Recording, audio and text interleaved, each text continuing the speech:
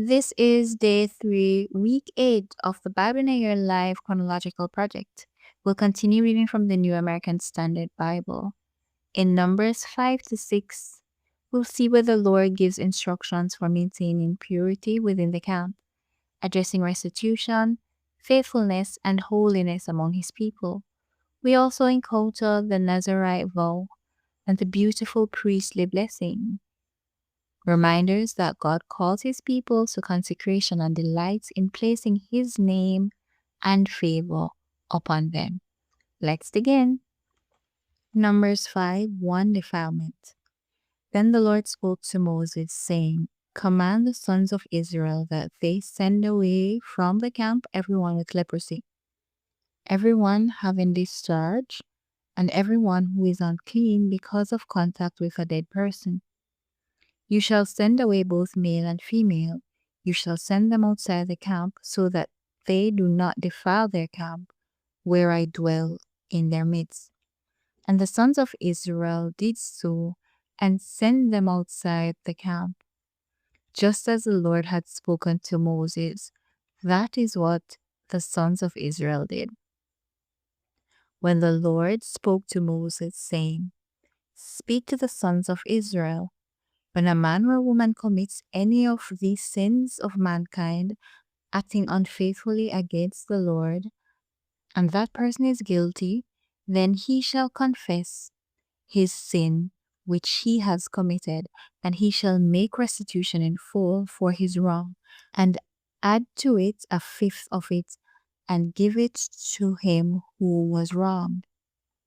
But if the person has no redeemer to whom the restitution may be made for the wrong, the restitution which is made for the wrong must go to the Lord for the priest, besides the ram of atonement by which atonement is made for him. Also, every contribution pertaining to all the holy gifts of the sons of Israel, which they offer to the priest, shall be his. So every person's holy gifts shall be his. Whatever anyone gives to the priest, it becomes his. The adultery test. Then the Lord spoke to Moses, saying, Speak to the sons of Israel and say to them, If any man's wife goes astray and is unfaithful to him, and a man has sexual relations with her, and it is hidden from the eyes of her husband, and she remains undiscovered, although she has defiled herself, and there is no witness against her, and she has not been caught in the act, if an attitude of jealousy comes over him, and he is jealous of his wife when she has defiled herself, or if an attitude of jealousy comes over him, and he is jealous of his wife when she has not defiled herself, the man shall then bring his wife to the priest, and shall bring as an offering for her 1/10 of an ephah of barley meal. He shall not pour oil on it, nor put frankincense on it, because it is a grain offering of jealousy, a grain offering of reminder, a reminder of wrongdoing. Then the priest shall bring her forward and have her stand before the Lord. And the priest shall take holy water in an earthenware container, and he shall take some of the dust that is on the floor of the tabernacle and put it in the water. The priest shall then have the woman stand before the Lord and let down the hair of the woman's head, and place the grain offering of reminder in her hands, that is, the grain offering of jealousy, and in the hand of the priest is to be the water of bitterness that brings a curse.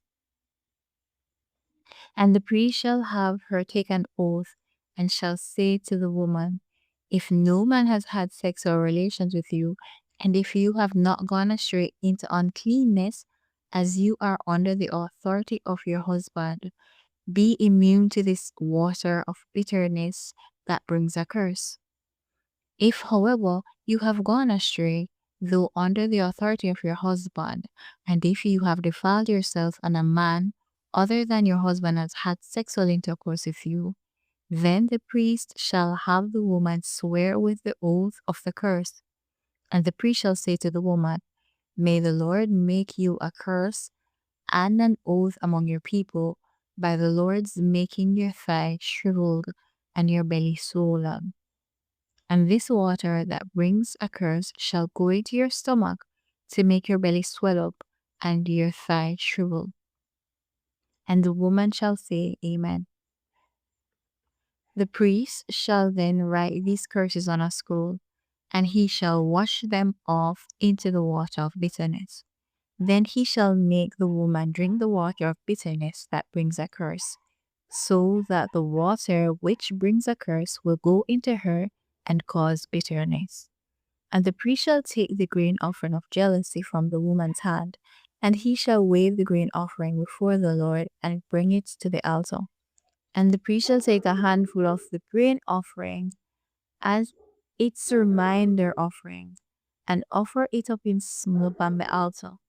And afterward he shall make the woman drink the water.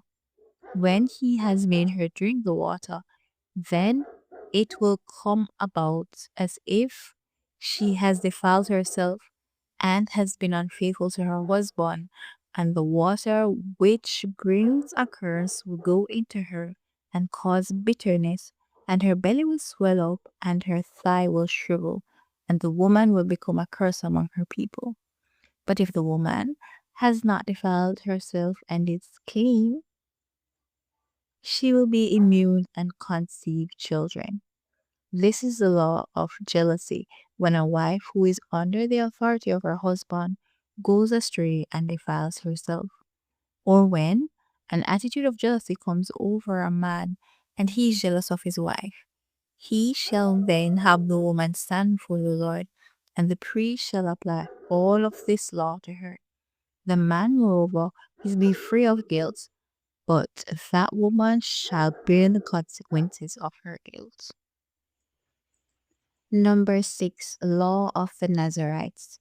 Again, the Lord spoke to Moses, saying, Speak to the sons of Israel and say to them, when a man or woman makes a special vow, namely the vow of a Nazarite, to live as a Nazarite for the Lord, he shall abstain from wine and strong drink.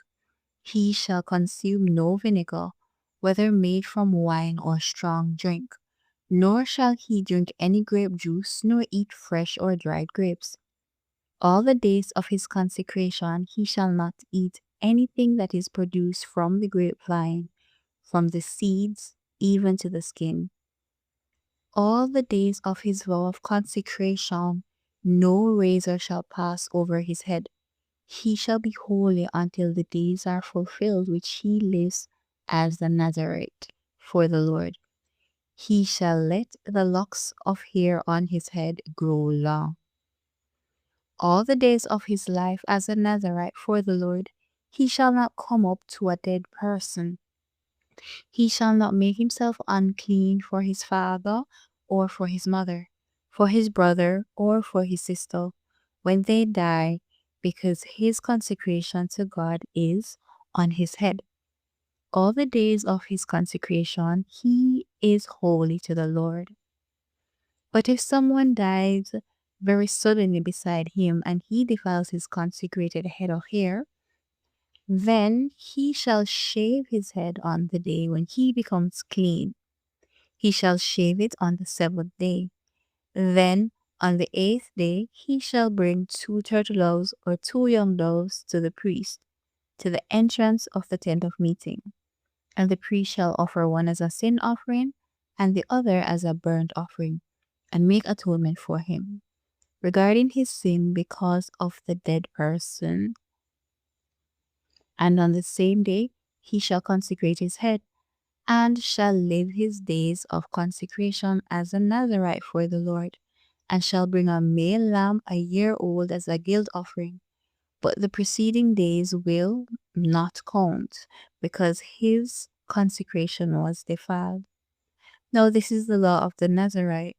When the days of his consecration are fulfilled, he shall bring his offering to the entrance of the tent of meeting, and he shall present his offering to the Lord, 1 male lamb a year old without defect as a burnt offering, 1 ewe lamb a year old without defect as a sin offering, 1 ram without defect as a peace offering, and a basket of unleavened loaves of fine flour mixed with oil and unleavened wafers spread with oil, along with their grain offering and their drink offering.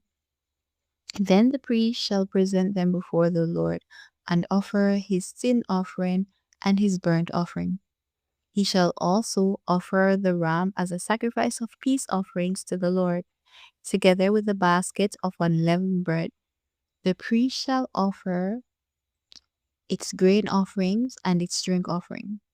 The Nazarite shall then shave his consecrated head of hair at the entrance of the tent of meeting, and take the consecrated hair of his head and put it on the fire which is under the sacrifice of peace offerings. And the priest shall take the ram's shoulder when it has been boiled, and one unleavened loaf from the basket, and one unleavened wafer, and shall put them on the hands of the Nazarite after he has shaved his consecrated hair. Then the priest shall wave them as a wave offering before the Lord. It is holy for the priest, together with the breast offered as a wave offering, and the thigh offered as a contribution, and afterward the Nazarite may drink wine.